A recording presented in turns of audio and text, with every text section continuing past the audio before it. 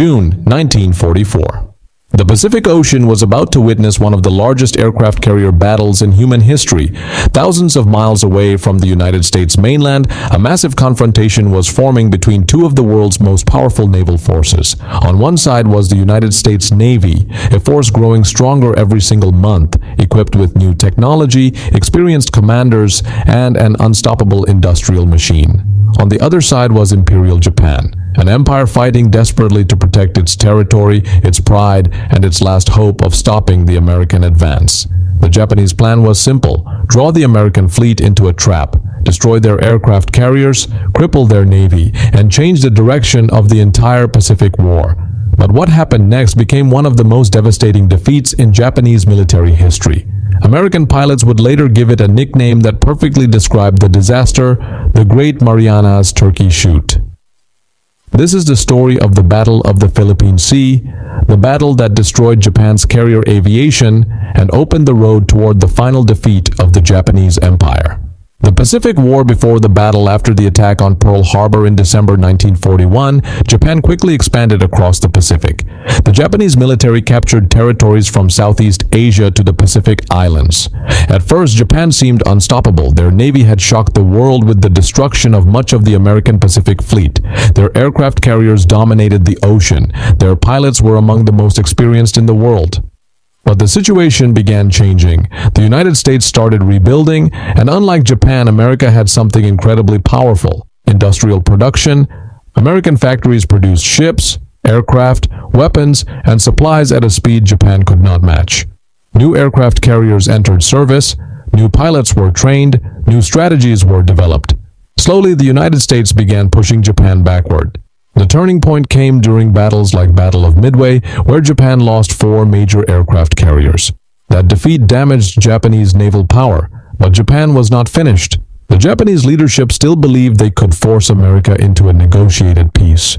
Their strategy became one of defense. They would make every island battle extremely costly for the Americans. They hoped America would eventually lose the will to continue fighting. But America had a different plan: move closer and closer to Japan itself. The importance of the Mariana Islands. By 1944, the United States had reached a critical point. The next target was the Mariana Islands. The Marianas included islands like Saipan, Guam, and Tinian. These islands were extremely valuable. Why? Because they were located close enough to Japan for a new generation of American bombers. The aircraft that would change the war was the Boeing B-29 Superfortress. With bases in the Marianas, American bombers could finally reach the Japanese homeland. The Japanese understood the danger. If America captured these islands, Japan itself would become vulnerable. So Japan prepared a major response. They called their plan Operation Ago. The idea was to use the Japanese fleet's remaining strength to destroy the American invasion force. Japan believed they had one final chance. The commander of the Japanese fleet was Admiral Soemu Toyoda. He knew the situation was desperate. Japan had fewer ships, fewer trained pilots, less fuel, but he believed a decisive victory could still change everything. The Japanese fleet gathered its remaining power: 9 aircraft carriers, hundreds of aircraft, battleships, cruisers, destroyers. Everything Japan could send was committed. The stage was set. The American force. The United States fleet was commanded by Admiral Raymond A. Spruance. Spruance was known as a careful and defensive commander. His priority was protecting the invasion fleet. The American force was part of the famous United States Fifth Fleet. The fleet included some of the most advanced carriers in the world. Among them were ships like USS Enterprise CV-6, USS Lexington CV-16, and many newer Essex-class carriers. These ships carried advanced aircraft such as F-6F Hellcat fighters, SB-2 Sea Helldiver dive bombers, TBF Avenger torpedo bombers. The Hellcat especially became a nightmare for Japanese pilots. It was faster, stronger, and easier to fly than many Japanese fighters. American pilots were also better prepared. The United States had created a massive training system. New pilots received more training before entering combat. Japan had a serious problem. Their experienced pilots were dying faster than they could replace them. The difference between the two air forces was becoming enormous. The battle begins on June 19, 1944. The Japanese launched their first major air attack. Hundreds of Japanese aircraft flew toward the American fleet. The Japanese pilots believed they were heading toward victory, but they were about to face a deadly surprise. American radar detected them long before they arrived. This gave American commanders time to prepare. Fighters launched from carriers. Anti-aircraft guns were loaded. The American fleet formed a defensive wall. Then the Japanese aircraft appeared. The sky filled with aircraft, engines roaring, ships firing, explosions everywhere. But something was different. The Japanese pilots were not the same force that attacked Pearl Harbor. Many were young and inexperienced. Some had only limited training. They were facing American pilots who had superior aircraft, better radar support, and more combat experience. The result was catastrophic. American fighters destroyed wave after wave of Japanese aircraft. Many Japanese planes never even reached the American ships. The American pilots quickly realized something. Japan's air power was collapsing. The Great Marianas Turkey Shoot. Dramatic music rises. June 19, 1944. The sky above the Philippine Sea became a battlefield. Hundreds of Japanese aircraft were flying toward the American fleet. The Japanese plan depended on surprise and skill. They believed their experienced naval pilots could break through the American defenses, but when they reached the American fleet, they found something they never expected: a wall of radar-guided fighters. The United States Navy had transformed naval warfare. American radar operators tracked the incoming Japanese aircraft from far away. Before the Japanese pilots could even see the American carriers, American fighters were already waiting. The first wave of Japanese planes was attacked by American F-6F Hellcat fighters. The Hellcat was one of the most successful carrier fighters of World War II. It was fast. It was heavily armed, and it could survive damage that would destroy many Japanese aircraft. Many Japanese pilots were flying older aircraft like the A6M-0. The Zero had been legendary during the early years of the war. It was extremely maneuverable and helped Japan dominate the Pacific skies. But by 1944, the situation had changed. The Zero was no longer facing poorly prepared opponents. It was fighting a stronger enemy. American pilots had learned how to defeat it. Instead of turning battles into slow dogfights, American pilots used speed, altitude, and teamwork. The result was devastating. Japanese aircraft fell from the sky, one after another. American pilots later described the scene as almost unbelievable. The number of enemy aircraft being destroyed was so high that the battle became known as the Great Marianas Turkey Shoot. The nickname came from the ease with which American pilots were shooting down Japanese planes. It was not because the Japanese pilots were cowardly. Many fought bravely, but the difference in training, technology, and resources had become overwhelming.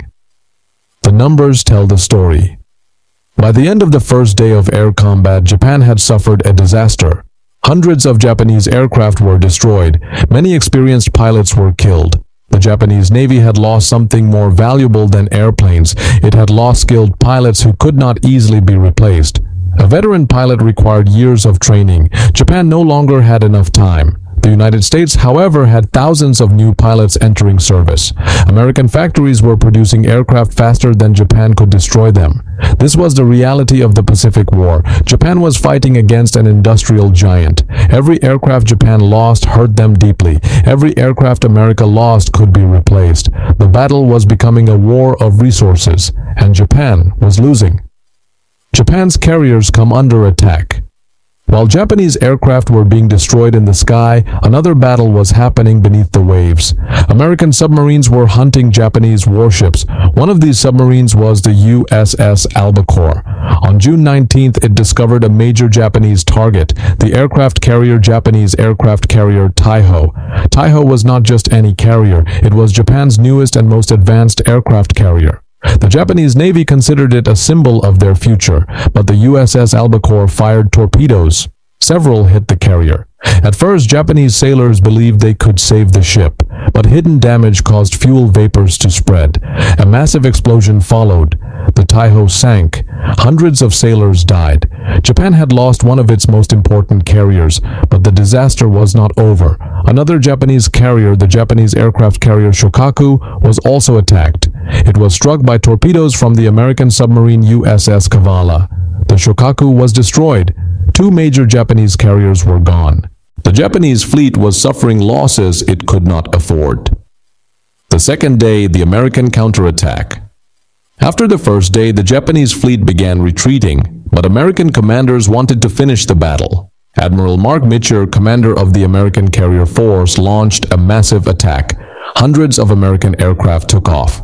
Their mission: find and destroy the remaining Japanese fleet. The Americans had to fly a very long distance. This created a dangerous problem.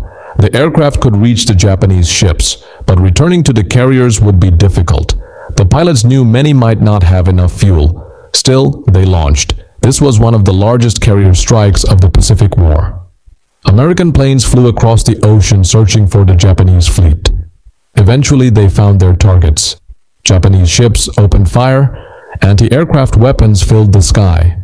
American bombers and torpedo planes attacked. The Japanese fleet fought back. But the balance had changed. The United States now controlled the air.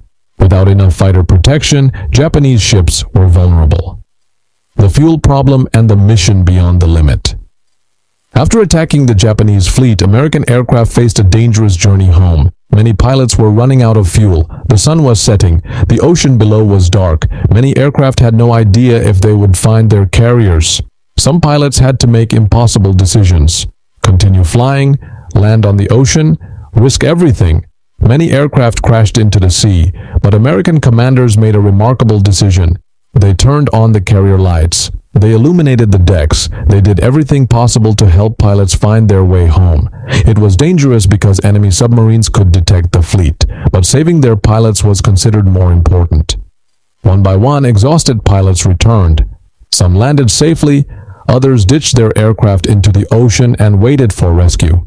Despite the losses, the American attack had achieved its goal. Japan's carrier force had been badly damaged. The end of Japan's naval aviation. The Battle of the Philippine Sea was more than a naval battle. It was the destruction of Japan's ability to wage large-scale carrier warfare. Before this battle, Japan still hoped to challenge America at sea. After this battle, that hope was almost gone. Japan's navy still had ships, it still had weapons, but it no longer had the trained pilots needed to use them effectively. The Japanese carrier fleet would never recover. The empire that once shocked the world at Pearl Harbor was now fighting for survival. The United States had achieved a major victory. The road toward Japan was now open. The fall of Saipan, the island that changed everything. While the Battle of the Philippine Sea was destroying Japan's naval aviation, another major battle was happening nearby. The island of Saipan. Located in the Mariana Islands, Saipan became one of the most important battlefields of the Pacific War. For the United States, capturing Saipan meant gaining a position from where American bombers could reach Japan. For Japan, losing Saipan meant something much worse. It meant the war was moving closer to their homeland. On June 15, 1944, American Marines and soldiers landed on Saipan. The invasion force was enormous. Thousands of troops, hundreds of ships, aircraft filling the skies. The Japanese defenders knew exactly what was at stake. They fought with determination. The island's commander, General Yoshitsugu Saito, ordered his forces to defend every position. The Japanese soldiers used caves, tunnels, and hidden positions throughout the island. Every hill, every beach, every piece of land became a battlefield. The fighting was brutal. American troops faced intense resistance, but the United States had overwhelming firepower. Naval guns bombarded Japanese positions. Aircraft attacked defensive areas. Slowly, American forces pushed forward. Japan's last desperate attempt. The Japanese leadership understood that Saipan could not be lost. They believed the American invasion fleet around Saipan was the perfect target. This was the reason Japan launched Operation Ago. They wanted to destroy the American fleet and stop the invasion. But instead of saving Saipan, the Japanese fleet suffered one of its worst defeats. The Battle of the Philippine Sea ended Japan's hope of defeating the American Navy in a decisive battle. Without air superiority, Japan could not protect its islands. Without experienced pilots, Japan could not challenge American aircraft carriers. And without control of the ocean, Saipan was impossible to defend. By late June 1944, the situation became desperate. Japanese forces were surrounded. Supplies were running out. The defenders knew the battle was coming to an end. The final days of Saipan. The final days of the battle were tragic. Thousands of Japanese soldiers refused to surrender. Many believed surrender was dishonorable. They chose to continue fighting until the end. On July 9, 1944, American forces declared Saipan secure. But the cost was enormous. Both sides suffered heavy casualties. Thousands of Japanese troops died. Many civilians also lost their lives during the fighting. The fall of Saipan shocked Japan. It was not just a military defeat, it was a psychological disaster. For the first time, the Japanese homeland was within reach of American bombers. The Japanese government could no longer hide the reality. The war was turning against them. The battle's effect on Japan's leadership. The defeat created a political crisis in Japan. Prime Minister Hideki Tojo, who had also been closely associated with Japan's military leadership, lost support. The failure at Saipan showed that Japan's strategy was collapsing. The government had promised victory, but now American forces were advancing closer and closer. The loss of Saipan contributed to Tojo's resignation in July 1944. Japan needed a new strategy, but the problem was simple. There were fewer options left. The United States had the momentum. Why the Battle of the Philippine Sea was a turning point. Many battles are remembered because of the number of ships destroyed, but the Battle of the Philippine Sea was important for a deeper reason. It destroyed Japan's future. Before 1944, Japan's navy was dangerous. Their pilots had proven themselves during early victories. Their carriers had dominated the Pacific. But after this battle, Japan could no longer replace what it lost. The United States did not just defeat Japanese aircraft, it defeated the entire system behind Japanese naval power. The American advantage came from several factors. 1. Better training. American pilots received extensive preparation before entering combat. Japan's pilot training system could not keep up with losses. 2. Better aircraft. The F-6F Hellcat gave American pilots a major advantage. It was built for survival and combat. 3. Radar technology. American ships could detect incoming attacks earlier. This gave defenders more time to react. 4. Industrial power. America could build more ships and planes. Japan could not match that production. The Battle of the Philippine Sea showed that modern war was not only about bravery, it was about technology, production, and strategy. The myth of the invincible Japanese pilot. Before the battle, Japanese naval aviators had legendary status. The pilots who attacked Pearl Harbor were among the most skilled in the world. But war changed. Many experienced Japanese pilots died during battles like Battle of Midway, Battle of the Coral Sea Guadalcanal campaign. The replacements did not have the same level of training. Japan was losing experts faster than it could create new ones. Meanwhile, America's training system kept producing new pilots. The Battle of the Philippine Sea exposed this difference clearly. The Japanese pilots who attacked the American fleet were brave, but bravery could not overcome impossible disadvantages. America moves closer to Japan. After securing the Mariana Islands, the United States continued its advance. The islands became important bases. American B-29 bombers began preparing for attacks against Japan. The Pacific War entered a new phase. The United States was no longer just defending territory, it was preparing to strike the Japanese homeland. The Battle of the Philippine Sea created the conditions for future operations. The battles of 1945 were coming, including the invasion of Iwo Jima, the Battle of Okinawa, and eventually the final attacks that ended World War II. The legacy of the battle. The Battle of the Philippine Sea remains one of the largest aircraft carrier battles in history. It showed how naval warfare had changed. Battleships were no longer the most important weapons. Aircraft carriers had become the center of naval power. The ability to control the sky meant controlling the ocean. The battle also showed the importance of preparation. The United States entered the fight with better technology, better training, and a stronger supply system. Japan entered with determination but limited resources. The result was a victory that changed the course of the Pacific War. The final impact, the Battle of the Philippine Sea, was not just a victory for the United States, it was the moment when Japan's dream of controlling the Pacific was finally destroyed. The Japanese Navy entered the battle hoping to repeat the victories of the early war. Instead, they suffered a disaster that they could never recover from. Their aircraft carriers survived in small numbers. Their ships remained powerful, but the most important weapon was gone.